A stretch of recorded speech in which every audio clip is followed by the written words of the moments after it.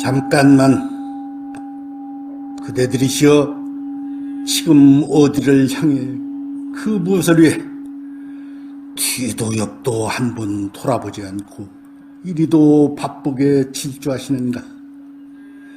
여기 잠깐 쉬시면서 감로수 한 잔으로 갈증과 가래를 푸시고 나란 과연 무엇이며 어디서 왜 왔다가 어디로 가는가 잠시 동안 숨을 고르고 사위에 보며 가셔도 늦지 않으리.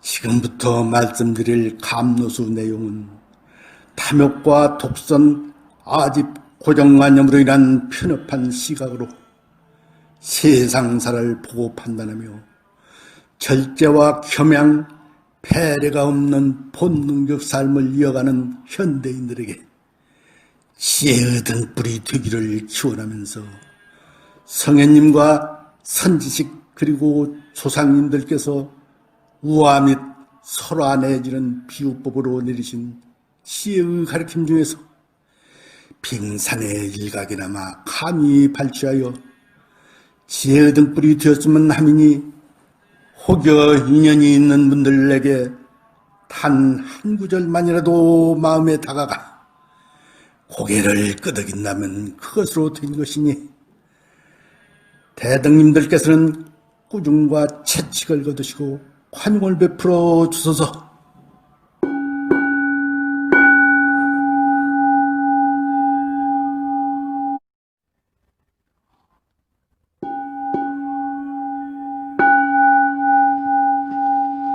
전편 제4절 어느 여인의 믿음. 부처님께서 어느 날 간시강 유역에서 많은 신도들을 모아놓고 법문을 하고 계셨는데, 그런데 강 저쪽 마을에서도 많은 신도들이 배를 타고 건너와 부처님의 법문을 듣고 있었다. 그런데 어느 청신녀 여자 신도 한 사람이 강 건너 마을에 사는 여인인데 늦게 와서 배를 탈 수가 없었던 것이다. 강가에 와보니 물은 깊고 물살은 세고 강은 넓고 배도 없으니 도저히 강을 건너갈 수가 없는 것이었다. 강 저쪽에서는 부처님께서 법문을 하시고 신도들은 즐거운 마음으로 부처님의 법문을 듣고 환희심에 젖어 있는 것이다. 그러니 청신녀는 안달이 나서 발을 동동 구르며 안타까워하고 있을 때, 그때 마침 그 마을에 사는 어떤 사내가 강가에 바람을 쐬러 나왔다가 그 여인을 보게 된 것이다. 그 사내는 그 여인에게 왜 그렇게 안달을 하냐고 묻자 그 여인은 저 강 건너에 부처님께서 설법하고 계신데 내가 불제자로서 빨리 건너가 법문을 들어야겠는데 강이 깊고 넓어 건너지 못해서 이렇게 발을 동동 구르고 있다며 강을 건널 방법이 없겠느냐고 묻자 그 산책 나온 사내에 하는 말이 저 강이 보기에는 깊어 보이고 물살이 세 보이지만 사실은 깊은 강이 아니고 발목 정도밖에 차지 않는 강입니다. 그냥 건너가세요. 가면 됩니다. 라고 말하는 것이다. 이 말을 들은 청신녀는 그러냐고 하면 나는 그런 것도 몰랐다며 쏜살같이 강을 건너가는 것이다. 한 여인이 깊고 넓은 강을 유유히 건너오니까 법문을 듣고 있던 청법 대중들은 부처님은 보지 않고 강을 평길처럼 건너오는 여인을 보고 있는 것.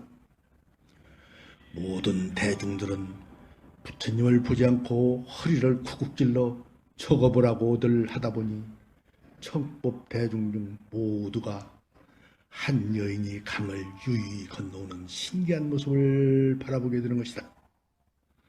그러다 보니 부처님께서도 그 여인을 바라보게 되셨는데 얼마 후 그 여인은 강을 거뜬히 건너와 부처님께 예배하고 그 자리에 앉아 부처님 법문을 들으려 하자 많은 대중들이 부처님은 안 보고 자기를 보며 신기해하는 것이다. 그때 부처님께서 말씀하시기를 청신여여 그대는 무슨 신통력이 있어 저 깊고 넓은 강을 쉽게 건너올 수 있었느냐고 물으시는 것이다. 모두 궁금해할 수밖에요. 그러니까 그 여인 저는 아무런 신통력도 능력도 없습니다.